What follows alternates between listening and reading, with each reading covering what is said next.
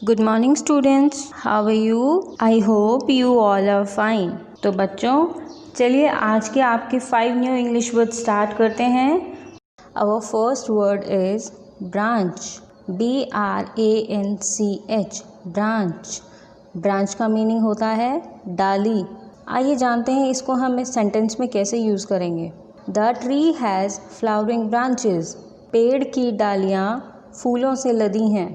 बच्चों मैं आपको बताना चाहूँगी कि ब्रांच शब्द का एक और अर्थ होता है, वो है शाखा।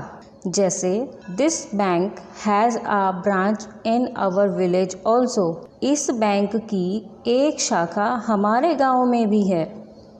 Our second word is trouble, TROUBLE, trouble. Trouble का मीनिंग होता है मुसीबत। I don't want to cause any trouble by inviting her, उसको आमंत्रित करके मैं कोई मुसीबत नहीं खड़ी करना चाहती।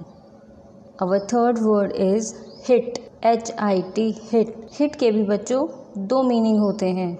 एक होता है मारना, जैसे don't hit the birds and animals, पशु और पक्षियों को मत मारो।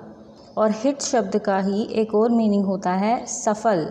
The movie is a big hit of the year, यह फिल्म साल की सबसे बड़ी सफल फिल्म है। Our fourth word is near, NEAR, near. Near का अर्थ होता है नज़दीक या पास में। My house is near the children's park, मेरा घर चिल्ड्रंस पार्क के नज़दीक है। Our last word is close, CLOSE, close. Close का मतलब होता है बंद करना।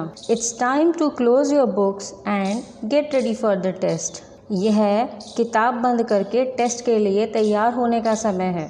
That's all for today. आगे भी ऐसे ही नए शब्द सीखने के लिए आप हमारे चैनल को सब्सक्राइब करें। Thank you.